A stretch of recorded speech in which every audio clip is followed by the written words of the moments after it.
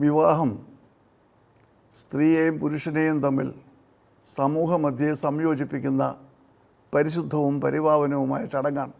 ദൈവം മനുഷ്യനെ സൃഷ്ടിച്ച നാൾ മുതൽ സ്ത്രീ പുരുഷ ബന്ധത്തിന് പ്രത്യേകമായിട്ടുള്ള അനുവാദവും അംഗീകാരവും ലഭിക്കുന്നതിന് വേണ്ടിയിട്ട് ദൈവം തന്നെ സ്ഥാപിച്ച ഒരു മഹത്തായ വ്യവസ്ഥയാണ് വിവാഹം.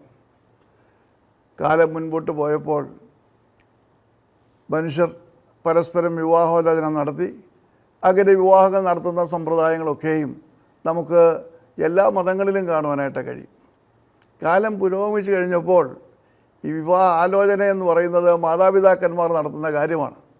എന്നാൽ അതിനേക്കാൾ ഉപരിയായിട്ട് സ്ത്രീ പുരുഷന്മാർ അല്ലെങ്കിൽ യുവതി യുവാക്കന്മാർ തങ്ങൾക്ക് ഇഷ്ടമുള്ളവരെ തിരഞ്ഞെടുക്കുകയും അതിന് പ്രണയമെന്ന ഓമനപ്പേരിൽ വിളിക്കുകയും മാതാപിതാക്കന്മാരുടെയും സമൂഹത്തിൻ്റെയും ഒന്നും അംഗീകാരത്തോടു കൂടിയോ അംഗീകാരമില്ലാതെയോ വിവാഹം കഴിക്കുന്ന ഒരു പ്രവണതയിലേക്ക് കടന്നു വരികയും ചെയ്തു.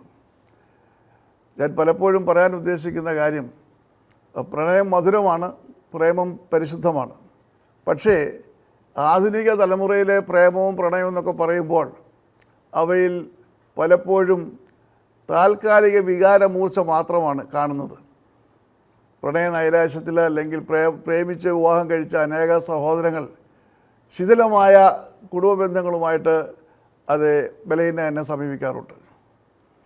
താൽക്കാലികമായ വികാരമൂർച്ചയിൽ അവർ വിവാഹിതരാകുമെങ്കിലും മുൻപോട്ട് വരുന്ന പ്രയാസ സന്ദർഭങ്ങളിൽ ജീവിതത്തിൻ്റേതായിട്ടുള്ള താളപ്പിഴകളിലൊക്കെയും ഒരുമിച്ച് നിൽക്കുവാൻ തക്കവണ്ണം കഴിയാതെ അവർ അത് വേർപിരിയേണ്ട അവസ്ഥയിലൊക്കെയും ആയിത്തീരുന്നു.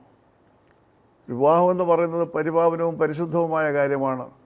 മൂന്നാമതൊരാൾ ഈ വിവാഹത്തിൻ്റെ നടുവിലുണ്ട്, അത് ദൈവമാണ്. അപ്പോൾ താൽക്കാലികമായ വികാരത്തിൻ്റേതായിട്ടുള്ള പരിലാളനയിൽ ദൈവമില്ലാതെ ഒന്നിച്ച് താമസിക്കുകയും അല്ലെങ്കിൽ അങ്ങനെ ദൈവികമായ മതമേതായിരുന്നാലും ശരി ദൈവികമായിട്ടുള്ള സാന്നിധ്യത്തിലുള്ള ഒരു വിവാഹമല്ല എങ്കിൽ അവിടെ മനുഷ്യന് മുൻപോട്ട് പോകുവാൻ വളരെ ബുദ്ധിമുട്ടുണ്ട്. കാരണം പ്രണയത്തിൻ്റേതും പ്രേമത്തിൻ്റേതും എന്നൊക്കെ പറയുന്ന ആ പ്രത്യേകമായ ജീവിതാനുഭവങ്ങളൊക്കെ ആദ്യത്തെ ചില മാസങ്ങൾ അല്ലെങ്കിൽ 1-2 വർഷങ്ങൾ നിലനിൽക്കും. ജീവിത യാഥാർത്ഥ്യങ്ങളെ അവർ ഏറ്റുമുട്ടുമ്പോൾ, ജീവിത യാഥാർത്ഥ്യങ്ങളുമായിട്ട് അവർ പ്രയാസപ്പെടുമ്പോൾ അകന്നു പോകുന്ന അവസ്ഥയാണ് ഉണ്ടാകുന്നത്. അതുകൊണ്ട് വിവാഹം അത് പ്രേമവിവാഹമാണെങ്കിലും ശരി അഥവാ ആലോചിച്ചുള്ള വിവാഹമാണെങ്കിലും ശരി എപ്പോഴും ഭാര്യയും ഭർത്താവിനെയും ഒന്നിച്ചു നിർത്തുന്ന പ്രയാസങ്ങളുടെയും പ്രതികൂലങ്ങളുടെയും താഴ്വരയിൽ ഒരുമിച്ച് മുന്നേറുവാൻ കരുത്തു പകരുന്ന ആ വലിയ ശക്തിയാണ് ദൈവവുമായിട്ടുള്ള ബന്ധം.